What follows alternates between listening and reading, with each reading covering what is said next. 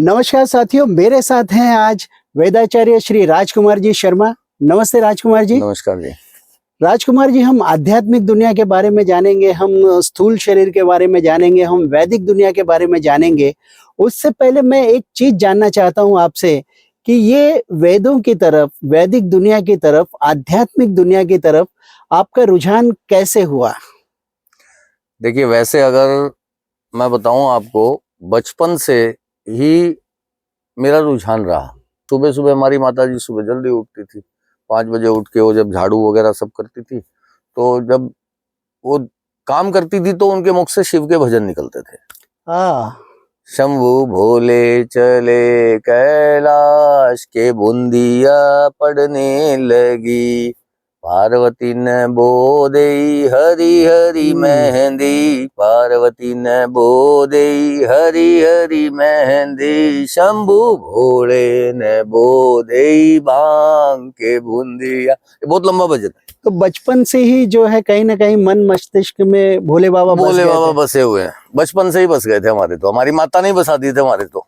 और ये कहाँ के प्रसंग है? आप मतलब गांव का है या? नहीं, ये हम रहते मलाड में है, मुंबई में निवास स्थान है। अच्छा, मतलब आपका जो बचपन है वो पहले से ही आप मुंबई में? पहले से मुंबई में है। लगभग समझो 3 साल के थे तब हमारे फादर आ गए थे मुंबई में। ओ, उन्होंने सब कारोबार भगवान की दया से फादर ने अच्छा सेट कर दिया। हमारे फादर का नाम भी केदारनाथ है। क्या बात है। तो भोले बाबा ने कृपा बहुत जगह से कर रखी है हमारे शरीर पे। तो मैं वैसे बताऊं आपको, माता का नाम प्रकाशो देवी है। तो इस प्रकार से अब यहाँ बम्बई की बात है, 2002 की बात बता रहा हूं मैं। तपोवन मंदिर है मलाड में। अच्छा, मलाड में हाईवे के पास ही है तपोवन, मुंबई में। हनुमान टेकरी। हाँ, मुंबई में। हाँ। हनुमान टेकरी। तो वहाँ शिवालय के बाहर जो है शिवरात्रि का दिन था और अभिषेक चल रहा था और सुबह सुबह का टाइम था। मैं जल चढ़ाने गया ही था और लाइन लंबी थी, तो मैं बोला सबका हो जाए फिर अपने करेंगे। मैं पीपल के नीचे बैठ गया, अपना जल लेके घर से जल लाया, दूध लाया, अपना वहाँ पूजा का सामान लाया, सारा अपना लेके बैठ गया। मतलब सबसे निश्चित बाद में करेंगे। हम पीपल के नीचे बैठ के जो अंदर मंत्र चल रहे थे ब्राह्मणों के, 11 ब्राह्मण अभिषेक कर रहे थे, 11 ध्वनियां एक साथ निकल रही थी मंत्रों की। माहौल ऐसा बना हुआ था बहुत उत्तम। तो हर एक मंत्र के पीछे आता है प्रथम अध्याय जो है संकल्प का अध्याय, वो संकल्प का अध्याय बोला जाता है। और प्रत्येक मंत्र के पीछे आता है तन में मनः शिव संकल्पमस्तु। तन में मनः, तो तन मन संकल्प, तो जरूर कुछ ना कुछ संकल्प दिया है परमात्मा शिव ने जो मुझे पूरा करना है। अब ये संकल्प का ज्ञान कैसे मिलेगा, कैसे नहीं, इस पे मनन करने लगे। ध्यान क्रिया में जब बैठे तब मनन करें। तो जैसे ही ये अभिषेक खत्म हुआ, ब्राह्मणगण बाहर निकले, मैंने इमीडिएटली एक ब्राह्मण को पूछा कि भाई देवता मुझे ये सिखा दो आप।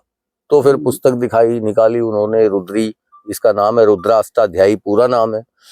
और ये पाणिनि ऋषि जो संस्कृत के वो थे, जिन्होंने 14 सूत्र जो इसके थे भोले बाबा के डमरू से, उनसे संस्कृत पाणिनि ऋषि जी ने ही बनाई थी। और ये रुद्री पुस्तक भी उन्होंने ही बनाई हुई है। चारों वेदों से मंत्र एकत्रित करके इन्होंने पुस्तक बनाई। तो ब्राह्मण जी ने जो थे, गुड्डा पंडित जी है उनका नाम, गुड्डा। अच्छा, आप भी याद है आपको? अच्छी तरह से याद है। उनको भूलेंगे? जिन्होंने रुद्री हमारे कंठ पे दी उनको भूलेंगे जीवन भर? बल्कि अभी वो गांव में चले गए, अभी बॉम्बे वापस आना होगा। तो फिर मेरे भी बची हुई है, मेरी भी पूरी कंठस्थ नहीं है, पंचम अध्याय तक कंठस्थ है। पंचम के बाद भी मुझे पुस्तक की ऐसा कहा जाता है कि ये बहुत ही मुश्किल है, लेकिन नहीं 5 अध्याय तक आपको है कंठस्थ है। 5 अध्याय पूरे कुछ थोड़ा सा कुछ एक सुना दीजिए हमारे दर्शकों को। कौन सा अध्याय सुनना पसंद करेंगे? जो भी आपको पसंद हो, जो भी आपको अच्छा लगे। देखिए, शिव जी को तो पंचम अध्याय पसंद है। और आपको? मेरे को तीसरा ही सुनाइए। शीशनो वृक्ष भुवन भीमो घना घनः श्रोभणश्च रेखणी नाम संक्रन्दनो निमित्थ एकवीरः शतगुंसेना अजयत्सकमिन्द्रः संक्रन्दनेन निमिखेण जिष्णुना जुत्करेण दुश्चवनेन धृष्णुना तदिन्द्रेण जयत ततस हध्वं जुधो नर इक्खु हसतेन वृषणा। क्या बात है। लंबा है, बहुत लंबा बहुत है। बहुत सुंदर गुरु जी, बहुत सुंदर। नहीं, आपने इतनी जो झलक दी वो भी बहुत एक बड़ी बात नहीं है। नहीं, वेद है, वेद सुंदर नहीं होगा तो क्या सुंदर होगा, आप बताओ ये इस बात सृष्टि भी में। सही है आपकी। गुरुजी, जैसे कि विज्ञान जो है स्थूल शरीर के बारे में बातें करता है, लेकिन हम जानना चाहेंगे आपसे कि ये सूक्ष्म शरीर क्या होता है, आध्यात्मिक शरीर क्या होता है? देखिए, हमारा जो शरीर है, इसमें ये जो स्थूल शरीर है, ये इसका जो चलन है, स्थूल जो शरीर दिखाई देता है। दिखाई देता है, स्थूल हो गया। जो नहीं दिखता उसको हम सूक्ष्म बोलते हैं, बहुत सूक्ष्म है। अब जैसे सूक्ष्म शरीर की आपने चर्चा की, तो जिस प्रकार स्थूल शरीर के अंग हैं, वैसे सूक्ष्म शरीर के भी अंग हैं। सूक्ष्म शरीर के अंग कौन से आ गए? आत्मा हो गई, मन हो गया, कुंडलिनी शक्ति हो गई, रुद्रवायुएं हो गई, नाड़ियां हो गई, अच्छा। चक्र हो गए, मूलाधार चक्र, स्वादिष्टान चक्र, मणिपुर चक्र, अनाहत चक्र, विशुद्धि चक्र, आज्ञा चक्र, सहस्त्रधारा चक्र। ये जो ढांचा है पूरा, ये सारा सूक्ष्म शरीर का ढांचा है, जिसको हम आध्यात्मिक शरीर भी बोलते हैं। तो इसके बारे में कैसे जान पाए व्यक्ति? बहुत व्यक्ति कैसे जान पाए? देखिए, जैसे कोई कहता है कुंडलिनी जागृत करो, जी, तो ये क्या होती है कुंडलिनी, कैसे जागृत करें और ये होती क्या है और इसका फायदा क्या है अगर इसे जागृत कर भी ले तो? देखिए, बगैर कुंडलिनी जागरण के आप मोक्ष को प्राप्त नहीं कर सकते। ये जन्मों के चक्रव्यूह में आपकी आत्मा घूमती रहेगी। ये विशाल चक्र है परमात्मा शिव और माता शक्ति का, सृष्टि चक्र जिसको हम बोलते हैं। हमारी आत्मा, हमारा मन जो है, मन आत्मा कुंडलिनी, इसमें तीनों चीजों में हमारा मन संकल्प लेता है परमात्मा शिव से इस सृष्टि चक्र में घुसने से पहले। अच्छा। जी हाँ, और जब तक वो संकल्प पूरा नहीं कर लोगे, तब तक इस चक्र में, जन्मों के चक्रव्यूह में आपको चलना ही चलना है, आपकी आत्मा को। कुंडलिनी शक्ति जो आपने चर्चा की अभी, ये सुसुप्त अवस्था में विराजमान रहती है मूलाधार चक्र में, और ये 3.5 कुंडल मारे हुए अपने शरीर के सर्प के समान होती है, आत्मा ज्योति के समान, मन बिंदु के समान। ऐसे हमारा वेदों में हर एक चीज का विवरण है, हर एक चीज के बारे में बताया गया है। ये जो कुंडलिनी है, इसका एक मुख में तो ये आत्मा को धारण करती है और एक मुख में ये मन को धारण करती है। अच्छा। हाँ, 2 मुखा सांप है ये। पूंछ वाले मुख में ये मन को धारण करती है और अगले मुख में वो आत्मा को धारण करती है जब ये शरीर से बाहर रहती है। वेदाचार्य जी, हर व्यक्ति जो है कुंडलिनी जागृति के बारे में जानना चाहता है, तो इसे कैसे किया जा सकता है, इसके बेनिफिट्स क्या है और क्या हम ये करवाते हैं, ये भी हम जानना चाहेंगे। जी हाँ, करवाने की जहां तक बात आप करते हैं, तो एक 4 योग इसमें संकलित होते हैं। हाँ। जप योग, तप योग, ध्यान योग, आसन योग। ओके। इन 4 योगों का एक संकलन होता है। इन 4 योगों को लगातार निरंतर आप करते रहोगे, तब कहीं ये किसी दिन जागृत होगी। जैसे हमारे जैसे आम व्यक्ति है, तो उनके लिए ये कैसे फायदेमंद हो सकती है और इसे हम कैसे कर सकते हैं? क्या ऐसा कुछ कोर्स आप करवाते हैं? कुंडलिनी जागरण का कोर्स है हमारी वेबसाइट पे। आप वेबसाइट विजिट करेंगे तो उसमें हम 5 दिन का कोर्स है ये। आप किसी भी यंत्र से अटैच नहीं रहेंगे 5 दिन तक। 5 दिन तक? 5 दिन तक मोबाइल भी नहीं? कुछ नहीं, किसी भी यंत्र से आप अटैच नहीं रहेंगे 5 दिन तक। 5 दिन में आपको हम जप योग, तप योग, ध्यान योग, आसन योग, इन 4 क्रियाएं जो कुंडलिनी में संकलित हैं, इसके जागरण में संकलित हैं, उनका हम आपको पूरा ज्ञान देते हैं। आपको एक मंत्र, जैसे हम फॉर एग्जांपल जप योग के अंतर्गत एक मंत्र सिखाते हैं, जत प्रज्ञानमुत चेतो तृतिश्च जजियो तिरंतर मृत्यं प्रजासु जस्मान्नरीते किंचन कर्म क्रियते तन्मे मनः शिव संकल्पमस्तु। अब देखिए, जत प्रज्ञान है, पूरी प्रज्ञा पूरे विश्व में, मूत चेतो, मुझे चेतन करो। अभी सुसुप्त अवस्था में ना कुंडलिनी, सुसुप्त मूत चेतो, ततिश्च जजियो तिरंतर मृत्युम प्रजासु, मतलब तेरे सृष्टि चक्र में तिरंतर मृत्यु को प्राप्त होकर मैं मानव शरीर तक पहुंचा हूं। मतलब अपना मन बोल रहा है परमात्मा, मैं जानता हूं मैं परमात्मा शिव से संकल्पित हूं। ऐसा मन बनाओ मेरे अंदर, मेरे तन में जो मन है वो संकल्प के ज्ञान वाला मन बनाओ। तो संकल्प का ज्ञान मिलता ही तब है जब कुंडलिनी जागरण हो जाती है, नहीं तो सर पटक लो, आपको संकल्प का ज्ञान मिलने वाला नहीं है, भूल जाओ। तो अगर आप अपनी कुंडलिनी जागृत करना चाहते हैं, संकल्प का ज्ञान जानना चाहते हैं, तो 5 दिन का ये कोर्स है, 5 दिन का कोर्स, इसे जरूर करें। और इसकी बाकी डिटेल्स जो है हमारी वेबसाइट www.vedicdunia.com पर उपलब्ध है। गुरुजी, आपकी जो वेबसाइट है www.vedicdunia.com, इसके बारे में मैं जानना चाहूंगा कि इसमें जैसे आपकी क्या क्या सर्विसेज दी हुई है, क्या क्या प्रोडक्ट्स है। जैसे कि एक प्रोडक्ट मैं देख रहा था कि वैदिक जल, हाँ वैदिक जल, स्पिरिचुअल वाटर, इसके बारे में मैं जानना चाहूंगा। देखिए भोजन को आप पका के खाते हैं? हाँ बिल्कुल, कच्चा तो खा ही नहीं सकते। अब जैसे भोजन को आप पका के खाते हैं, पानी आप ऐसे क्यों पीते हैं? आपका पानी ऊर्जावान नहीं है, एनर्जेटिक और हेल्दी नहीं है आपका पानी जो आप पी रहे हैं। आरओ यूवी का पानी जो भी पी रहे हैं आप, जितने भी हैं, आप वो पानी अगर इस्तेमाल कर रहे हैं तो उसमें मिनरल्स हैं क्या? शायद नहीं। मैं वही तो पूछ रहा हूँ। पहली बात तो उसमें एनर्जी नहीं है। It is clean and pure, मानता हूँ, right, it is clean and pure, साफ सुथरा है, साफ सुथरा है, वो आपकी प्यास बुझा देगा। हाँ। लेकिन शरीर के अंगों का क्या?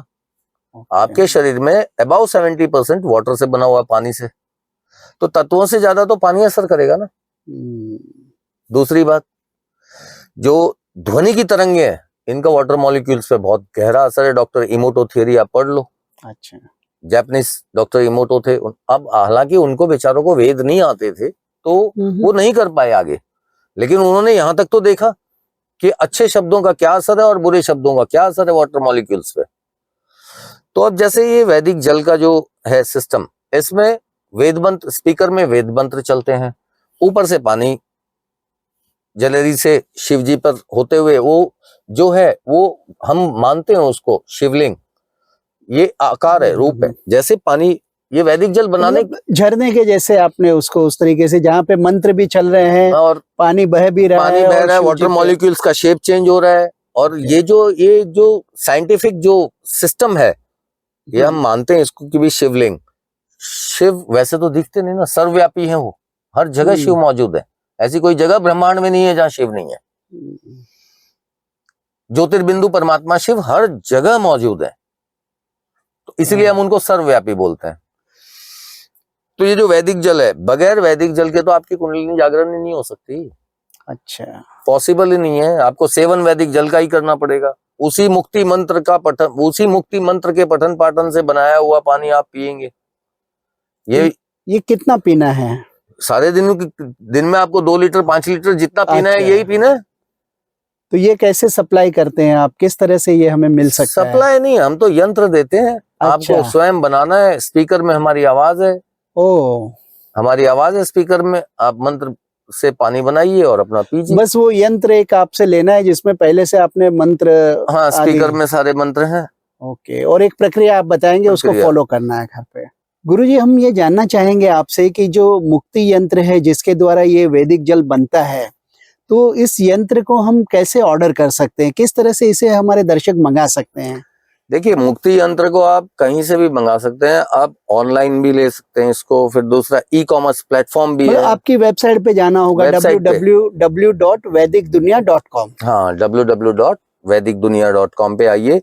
वहां पर मुक्ति यंत्र को आप किसी भी फोन नंबर्स हैं, कोई भी साधन से आप ले सकते हैं। मुक्ति यंत्र को जो है सर्च करना है, और फिर जो भी उसमें फोन नंबर, कॉन्टेक्ट नंबर्स हैं, वहां भी, फिर ई-कॉमर्स प्लेटफॉर्म भी है वेबसाइट पे, वहां से भी आप ऑर्डर कर सकते हैं। आप कहीं से भी ले सकते हैं। ऑनलाइन ऑफलाइन कैसे? ऑनलाइन ऑफलाइन कैसे भी ले सकते हैं, दोनों साधन। तो अगर आप भी इस चमत्कारिक जल का फायदा उठाना चाहते हैं तो मुक्ति यंत्र के लिए ऑर्डर करें, और इसके लिए आपको जाना है www.vedicdunia.com पे। और शिव जी का भी एक शिव तांडव जो है, बहुत ही मतलब लोगों की जिज्ञासा होती है उसके प्रति, तो थोड़ा सा शिव तांडव के बारे में कुछ थोड़ा सा श्लोक हम आपसे सुनना चाहेंगे। जरूर। अब देखिए, शिव जी को आपने बोला पसंद है तांडव। अब तांडव विनाश करता है, विनाश करके नया सर्जन करता है। अच्छा, क्योंकि कोई भी चीज का जब पूरा विनाश हो जाएगा तो नया सर्जन होगा कि नहीं होगा? होगा। इसीलिए शिव जी को पसंद है कि नया सर्जन होता है वो अच्छा और उत्तम और बढ़िया होता है। तो अब जहां तक सुनने की बात है, हाँ, वो मैं सुनाता हूं आपको। जटाटवी गलज्ज्वल प्रवाह पावितस्थले गलेल वलंबे लंबितांग भुजंग त्वंग मालिकाम डम डमड डमड डमड निनादवड्डमर वयम चकार चंड तांडवम तनोतु न शिव शिवम। जटकट समभ्रमं भ्रमं निलिम्प निर्झरि विलोलि विच वल्लरी विराजमान मूर्धनि दग्ध दग्ध दग ज्वल्य ललाट पट पावके किशोर चंद्रशेखरे रति प्रतिक्षणं ममम। धरा धरेन्द्र नंदिनी विलास बंधु बंधु रस स्फुरद दिगंत संतति प्रमोदमान मानसे कृपा कटाक्ष घोरनि निरुद्ध दुर्धरापति कुछ दिगंबरे मनो विनोद में तो वस्तुनि। बहुत लंबा है। बहुत सुंदर, बहुत सुंदर। आप सुना रहे थे तो मेरे ये रोए खड़े हो गए। बात है। आज हमने वेदाचार्य श्री राजकुमार जी शर्मा से बहुत सारी बातें की, जिसमें प्रमुख था सूक्ष्म शरीर क्या है, आध्यात्मिक शरीर क्या है, मुक्ति यंत्र क्या है, स्पिरिचुअल वाटर क्या है, और किस तरीके से हम पानी को जो है जागृत कर सकते हैं। इसके साथ साथ हमने बातें की कुंडलिनी जागृति की, कि कुंडलिनी को अगर हम जागृत करते हैं तो उसके क्या क्या फायदे हैं। और इसी के साथ साथ हमने गुरुजी से रुद्री सुनी, उनकी बहुत ही सुंदर वाणी से, और ऐसी ही ज्ञानवर्धक और जो हमारे और आपके जीवन को आध्यात्मिक रूप से आगे बढ़ा सके। बने रहिए हमारे साथ। अगले एपिसोड में अगली बार हम बातें करेंगे राजकुमार जी शर्मा से और इन सारे अलग अलग विषयों पे। तो बने रहिए।